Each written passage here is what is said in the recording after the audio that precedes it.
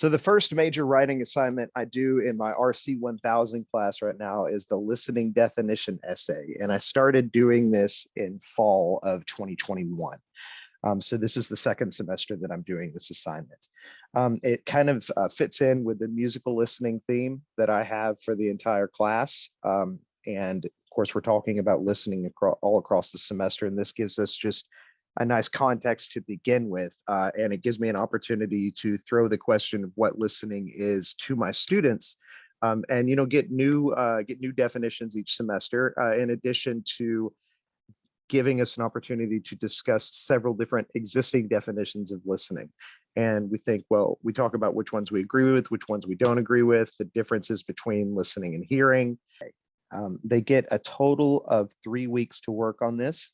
So they have 1 week, and then the first draft is due, and then that's week 2. And then during week 3, we focus on workshop and peer review. And then at the end of week 4, they'll spend that weekend completing their complete version of the listening definition essay.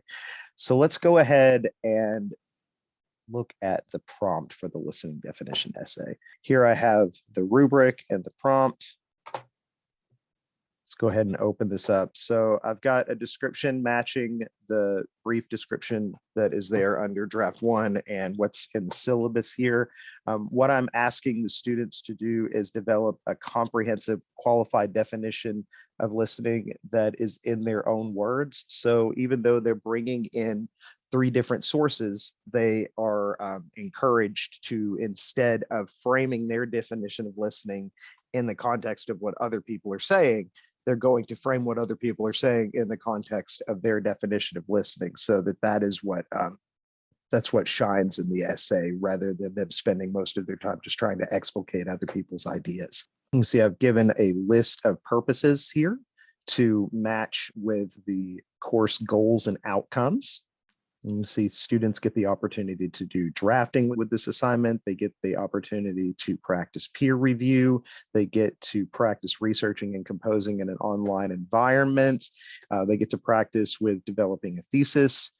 And they also just get to practice with considering what the word listening means, which is going to be relevant to them all semester as we look at different ways to listen, not only to our own writing, to different audiences. And then I've got the requirements for the assignment listed here. It's 750 to 1,000 words. And of course, the length requirement is minimal in terms of point value.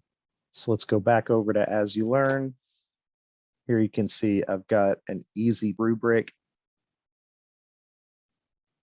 So we start our discussion of listening with the Gorgias Encomium of Helen reading.